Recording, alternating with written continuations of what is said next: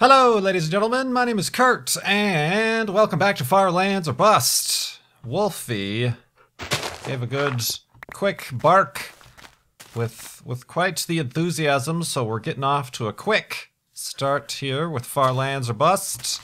I heard footprints, a little bit concerning, but let's cover up the hidey hole, replace the torch, woof, and continue west. In a westward direction. I am following the direction of the sun, and it still, after all this time, confuses people. The compass does not point north. It never has in Minecraft. It always points back to your original spawn. Not necessarily, or not ever, your, if you reset your spawn like I did on a bed, it doesn't point back to that. It only always points back to the original world spawn. So that is why it looks like, according to the compass, a traditional compass, I would be heading south, but no. It points to spawn, and yes, in updates after this, beta 1.7.3, they did adjust the direction in which the sun rises and actually sets, but in this world, we're going by the assumption that this is a planet that is rotating, and west is in the opposite direction in which it rotates, therefore the sun sets there. We are heading west. I have deemed it so. Being probably one of the last people on the real world planet playing Minecraft Beta 1.7.3, it is my world. I get to determine which cardinal directions are which. But anyway, we're heading in westward direction, and we're still raising money for Child's Play charity. We just passed 35% of our goal, so that means we're over $35,000, $35,010 specifically is where we're at before I started recording this episode 265 on July 3rd, 2013. We are continuing on. So yeah, past 35%, trying to raise $100,000 this year, and I do appreciate the continued support. We have so far surpassed previous goals. Technically last season, we raised, oh gosh, how much did we raise? We doubled 29,000 during the live stream, but then I think we ended up with 72,000 at the end of the live stream? I have to look back at that. I think so. Wolfie thinks so. We'll have to check. I don't remember, and I'm not going to stop recording the episode to go look it up. But yeah, we're raising a lot of money, helping kids in hospitals around the world via Child's Play charity. Indeed, I do appreciate the continued, as I've said already, the continued support for that and for Firelands or Bust. I'm glad you guys are along for the journey. So you may have noticed, a few episodes ago, 3 or 4 episodes ago, I was complaining about my horrendous internet speed. I mentioned the way on YouTube you can look at your speed connection history. That's not necessarily your ISP speed, that is what YouTube, your connection to YouTube for playback of videos, not necessarily any of your upload or your overall speed. That was just for YouTube, but mine was just dropping like flies, or dropping like a single fly, which has dropped. And recently you may notice that we're back up to having at least 2, sometimes 3 videos a day. That is obviously helped by the fact that the new Mindcrack server has been reset, and we're recording videos over and over and over and constantly there, having content to put up, but also my internet speed has returned to at least a sizable fraction of what I am paying for, and I'm not sure why. I can't quite deduce why. It didn't fix itself after restarting my router or unplugging the router overnight to try to get a new IP connection or anything like that. It did, however, very suspiciously. Somebody dug a trench. Interesting. It was erosion from the water. Erosion. That would be a cool thing to happen. Sorry. Sidebar. Not quite a segue, but a sidebar. If in Minecraft, flowing water, standing water wouldn't, but flowing water, like, over time, slowly removed the blocks beneath it.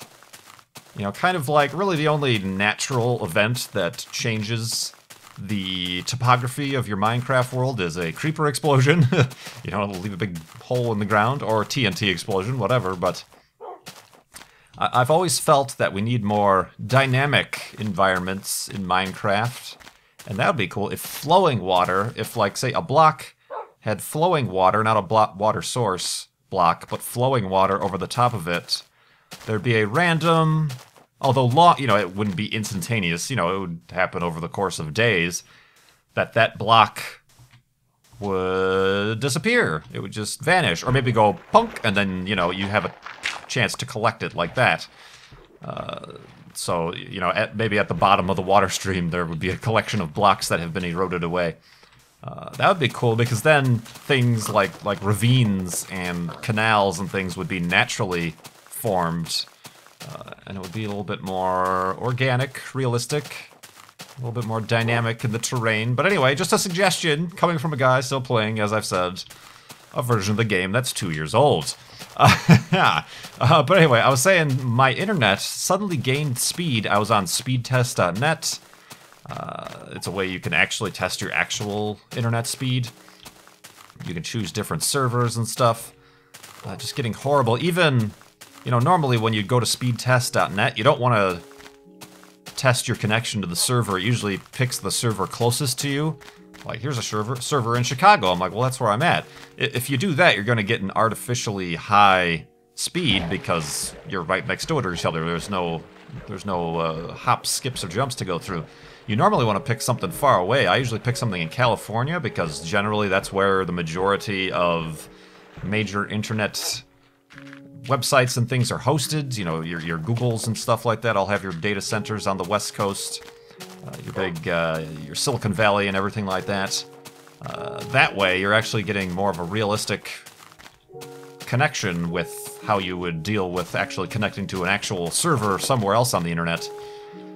And then you get a more realistic. But even connecting to speed tests, the one in Chicago was like super slow, less than 4 megs down and up.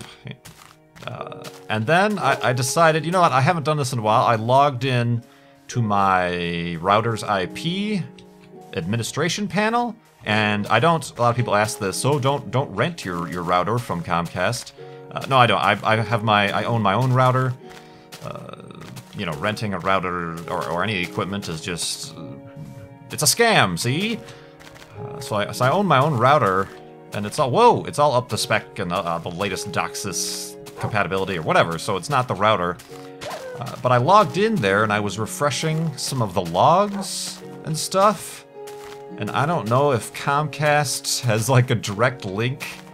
Well, they do have a direct link to my router, or they're able to monitor when I'm in there poking around, but after that is when suddenly my speed went back up to getting about 30 down, and 10 up about is what I'm getting, if I'm lucky. So I don't know. Well, that's strange. It's not even above water. This is a strange situation. What? Yeah, this tree too. Tree hat, so comfortable, blocks the sun. Woof, sorry. Oh, I do need actually some wood. So let's just finish the job from this floating tree. Boop, boop, boop. So yeah, I don't know. It's like Comcast was like wise. Oh, this guy's onto us. We better give him back his full internet. So I don't know. Perhaps that'll be if I do get another slowdown, which I'm sure to eventually. I'll log into my router's admin panel and start poking around the logs and resetting settings in there to see what happens. I didn't even actually reset any settings. I was just looking at the logs and the status, you know, the current status and configurations and stuff like that. There's not much I can do from that administration panel. So we're back up to speed. So that's why we're having more videos. I brought back Tomb Raider to hopefully finish that storyline. I've started Grid 2, which you may have already been watching on Vintage Beef's channel, an arcade racing game, and there is multiplayer. No spoilers, but there is multiplayer. Perhaps we'll see some competitive racing on Grid 2. And of course, like I said, the Mindcrack server is bustling. Careful, Wolfie. Ow, did you do that? There was a block of water there.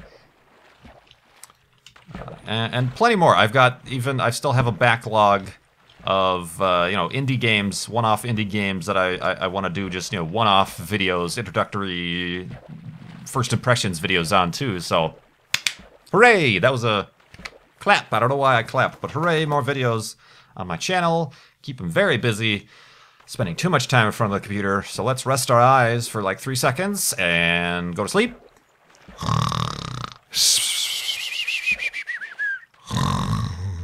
And computer monitor eye straightness. Ow! What is up? Dang sand? Beach? You beach, you?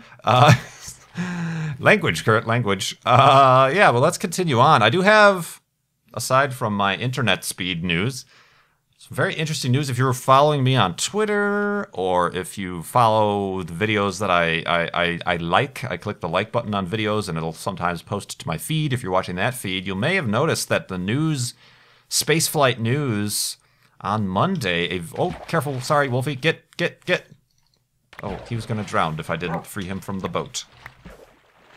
On Monday, there's a very dramatic failure of a Russian Proton rocket at launch. Very dangerous and dramatic.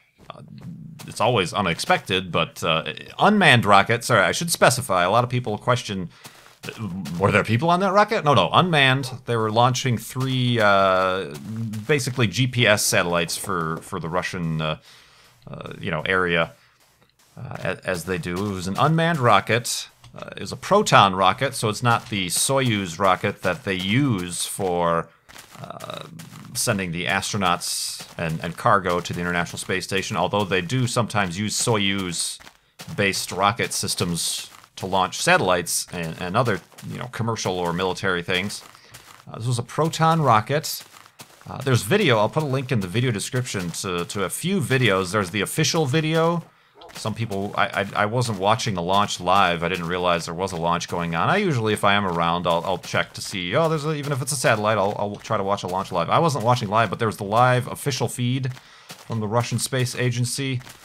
It's a little bit jumpy and helter-skelter. It's hard to tell, but then there's some amateur video from a distance that's really very dramatic.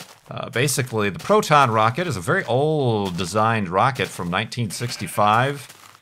Really reliable, too. It hasn't had any major failure at launch like that since 1969, I believe. There have been a few failures in the past 5 years, but not at launch. They had to do with the upper stages failing to get their satellites to orbit. But otherwise, a pretty reliable launch system. But this time, just off the pad right away, it veered off course in one direction, and then it tried to correct for itself and overcorrected or something. You could see the nozzles vectoring, trying to figure things out. A lot like, the main jokes on all the comments on the videos and in my Twitter feed were, oh, I've done that many times in Kerbal Space Program. And it did look like a Kerbal Space Program failure where, like, you forget to turn on the SAS or something. But it tried to correct for itself, and it was just too far gone. It lasted less than 30 seconds off the pad, and flipped around, then started spinning, and just the aerodynamic forces caused the housing to break apart where the satellites were held up in the nose cone, and then the rest of the rocket broke apart and then impacted the ground. And a huge, this thing was full of, it weighs, the rocket is 19 stories tall. So it's like a skyscraper, basically. A large office building is lifting off the ground and is filled with, weighs 1.5 million pounds. The majority of that rocket fuel, hydrogen, oxygen, liquid, impacted the ground, and just the explosion was massive.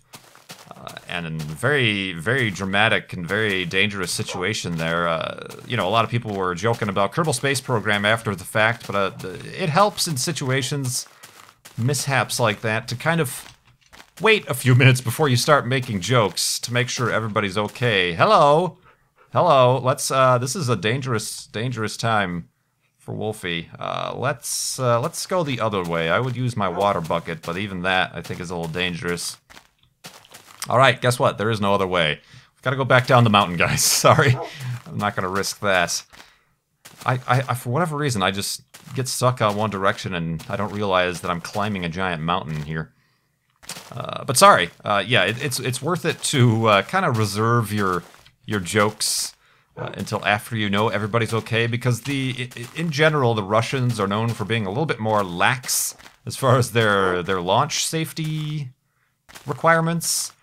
There is a crew of people I was reading about that stay pretty close and then scramble back to the pad within 90 seconds after the rocket clears the pad. I don't know what they do, but they're very close.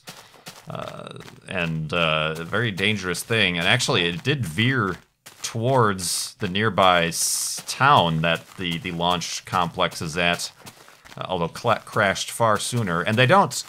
The thing that the Russian rockets, no Russian rocket has a self-destruct mode. Those of you might not know, NASA and American rockets actually have explosives built into the side of them. Even the manned rockets. If you look at the SRBs for the space shuttle, there's a little black stripe that goes up the side. That's actually for those of you who know, like Mythbusters, they use det cord. Similar to that, it's like an elastic stripe of TNT, basically, that if perchance the rocket is to point in a direction that is not correct and is pointed perhaps, careful Wolfie, towards, he disappeared, towards somewhere populated, Mission Control can push a button and, oh, I just tried to feed you, oh dang, I probably just ate that. I just tried to feed him bread. Wolfie is gluten-free, you cannot feed him bread. What was I say? Yeah, there's actually, a detonator in there. And obviously never had to be used except for after the Challenger accident. That after the Challenger broke apart, it didn't explode. The Challenger broke apart, and the main tank broke apart, and that was kind of the big poof. That was actually all. There wasn't actually an explosion when Challenger went up. It actually kind of went off course, and the external tank, just from the pressure of being superheated, broke apart. The two solid rocket boosters still kept on going. They were still burning. They were fine. They had to be sent that command to self-destruct, just in case, because they're out of control after that. But otherwise, all unmanned rockets from the U.S. and NASA have these self-destruct modes. The Saturn V, all the manned rockets in the past.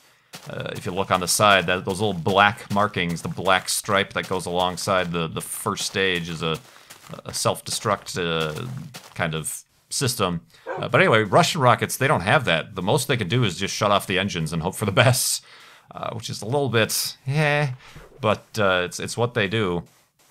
But we have heard that there were no injuries or casualties or anything. It crashed near, but not on another launch pad that they have there for different launches.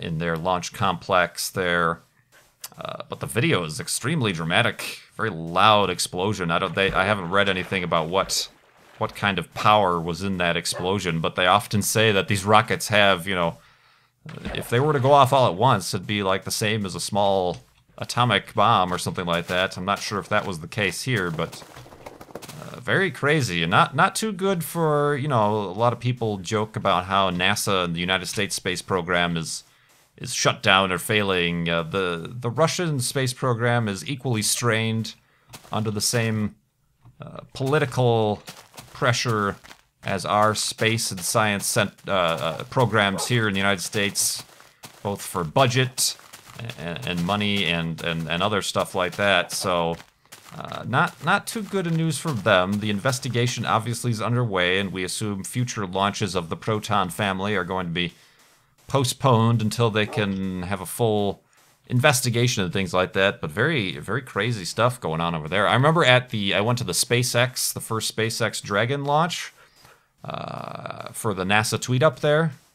And We were right there. We were 3 miles away from the launch pad, but we were given instructions also that being an experimental rocket launch, if something were to go wrong, we would hear either a audio over the loudspeakers or some sort of warning siren or something, and we were instructed to get back to the we were having the tweet up in the press box, the press room, and they shut us in there and shut the dampers and turn off the air conditioning because the fuel, the hydrazine fuel, is very toxic to humans, so you don't want any of that stuff blowing your way after something were to happen. So similar concerns were there because of the cloud, and it was so close to a populated area in Russia, but it was actually raining at the time.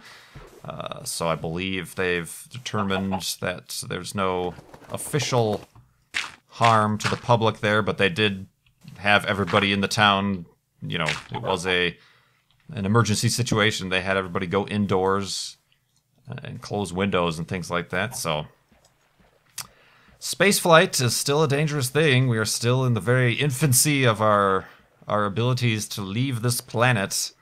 And that right there is a stark reminder of that. So crazy, crazy stuff. Let's go to sleep, and then I'll get to answering a few questions from you guys in the morning.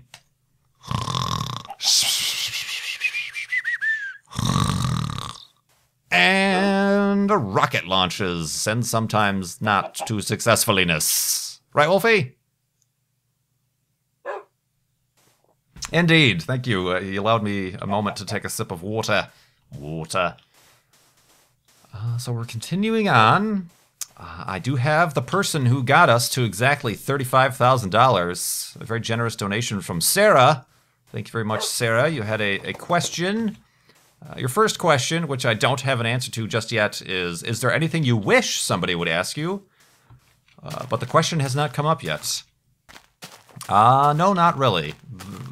Whenever that happens, it usually means I have a topic at hand or something to talk about that I will just talk about without prompt, such as my internet or the Proton rocket situation.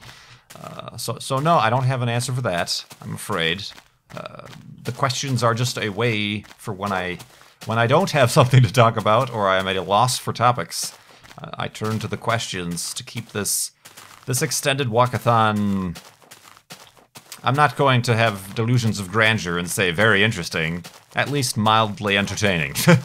So that's what I'm aiming for with Farlands or Bust.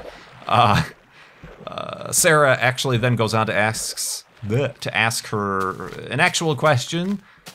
What was your favorite costume as a kid? This is a question I haven't gotten before. Either Halloween or a costume party or something. Halloween was probably the only time I remember ever dressing in a costume. And I would say probably my favorite. I went as, and it really wasn't a costume, but I went as I was into baseball a lot as a kid. The White Sox, the Chicago White Sox, and my favorite player was Carlton Fisk, catcher, number 72. He's probably have heard of him. He's a little bit more famous for his time at, I almost made a bed, at the Red Sox, but he also spent a lot of time in his final professional baseball playing years at the Chicago White Sox.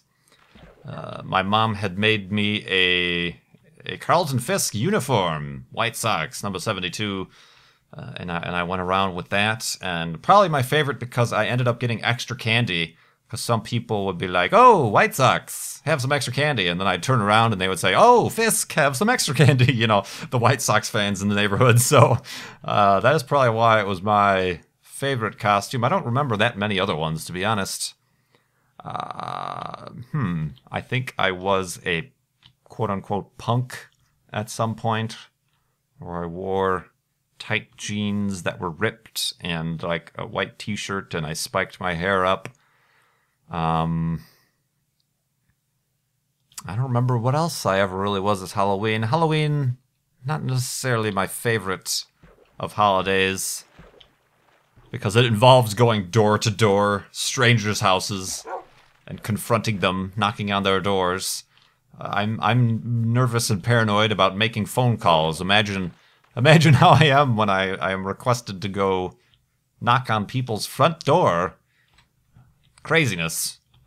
So yeah, I don't remember much, but that was probably my favorite costume. Otherwise, I really never dressed up in costume. I think there was once an elementary school play where I was a dragon, and I had made a little, kind of out of just a flat cardboard, not cardboard, well, maybe it was cardboard, or construction paper green tail with spikes on it that I think I made by myself that I was pretty proud of. When we had in the 3rd grade, I think we did something about astronomy, and we each had to select an object or a topic, and then come dressed as it, and then tell the class about it. I chose a black hole, so I just dressed all in black and had like a black stocking cap on. So I was a black hole, which was interesting. I don't think the research I did, looking back at it, was entirely accurate. Nor do I think even at that time did we have... That was probably before there was even confirmation that they existed at all. That was when... maybe. I don't know when that was. Was that the late 80s or early 90s where it was finally like, yes, black holes do exist? Because Stephen Hawking had a bet with another physicist, a long-standing bet. One of them said that there was no way black holes could exist, and Stephen Hawking said they did. I think they had a bet for like a Playboy magazine subscription or something, and it was finally resolved at some point. But there was that. Yeah, I can't really think of many others, but probably, yeah, my favorite, the one that sticks out the most, would be the Carlton Fisk White Sox uniform. Because I got extra candy at Halloween. Sarah goes on to say that her donation was part of Milby's Swear Jar Challenge that she set up for him on the Mindcrack Reddit, in a Reddit post. And he chose Child's Play Charity, Far Lands or Bust, through Far Lands or Bust for that. I can't say I was unaware of that. I know there was a few videos where he said he was trying not to swear so much, although in recent videos it sounds like he's abandoned that. No, but if you're not subscribed, subscribe to Milby. He was a guest on the last flob-athon, very funny, and he's doing... I know this is a family-friendly series, but there's a series he's doing in this. I don't fully understand it. It's some sort of anime visual novel sort of thing for adults. It's for adults. But that every once in a while I see that, and it's pretty hilarious. Just the way he reads aloud the characters and his reactions to some of the crazy stuff that goes on. But although all the videos that he's a very funny guy. Milby. Milby Full, I believe, is his channel. And of course, part of the Mindcrack server, so check out what he's up to on the new Mindcrack server as well. Everybody's very busy. And yeah, once again, thank you, Sarah, for your very generous donation and questions. And getting us to 35%! Woo! Let's see. What time is it? It is the sun behind the cloud, or the tree time.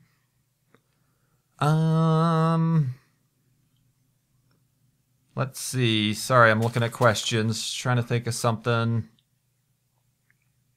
From Dave, do you have a recommendation? Wow, a lot of nice features we've been coming across lately. Wow.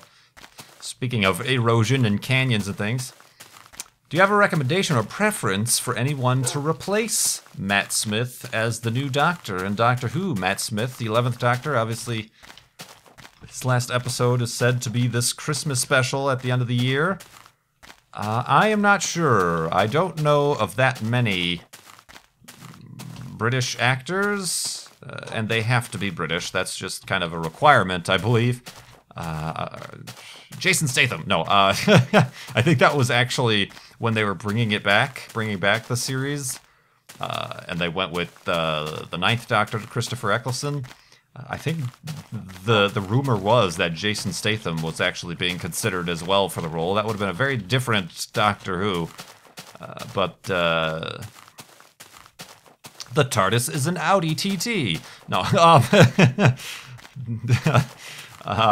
Yeah, I don't know if I have any recommendations. There's a lot of buzz and people saying that maybe it should be a female. And I know Stephen Moffat, the writer, said that's certainly not out of the question. There's no reason that couldn't be. Although, you know, again, there's people who want to stick with tradition, and the Doctor, I don't know if it's ever been said that he has to be a male, that his regenerations have to be male. His body, the human body, is technically just a disguise. It could be whatever he wants. So I would be fully supportive of that. That would be a very interesting twist, and it would really shake up the whole Doctor companion thing, because, you know, after a while, these last few companion stories, not necessarily the companions, they're all good. They seem to be good actresses and characters. It's just the stories written for them are a little bit either, you know, like the Rose Tyler thing is, oh, she's in love with the Doctor, or you know, it's another weird dynamic. Yeah, anyway, it would shake things up. So I would fully, I think that would be cool if we could find somebody who could embody a female the Doctor. That would be awesome. But otherwise, no, I don't have any specific recommendations or ideas. Although, yeah, looking forward. Perhaps it'll give it the refresh that it needs, because as I've said, I've just started only watching it as a point of habit and a topic of conversation, not necessarily because the stories lately have been all that great. But we'll see. We will see.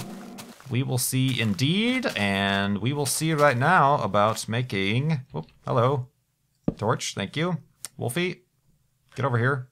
Hey, get up a little bit higher here, please. I have a shovel. Woof. There we go. Get your face out of the block. So get your face out of the block. Thank you. All right, let's make the final hidey hole of this episode 265 of Far Lands or Bust.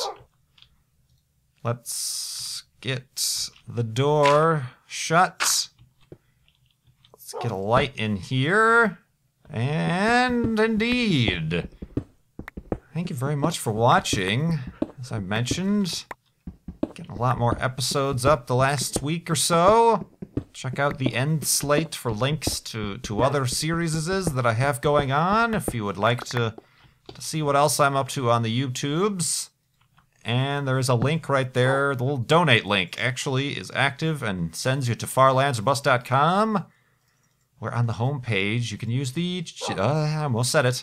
You can use the official Child's Play charity widget, rather, to donate to Child's Play charity. Help us get further to our goal. When we reach 100%, $100,000 this season, I will finally end up pressing F3 to see how far we've come. Boof. Indeed. Indeed. Indeed? Pant. I'll take that. Indeed. So, thanks again. I do appreciate it. My name is Kurt. I will see you next time.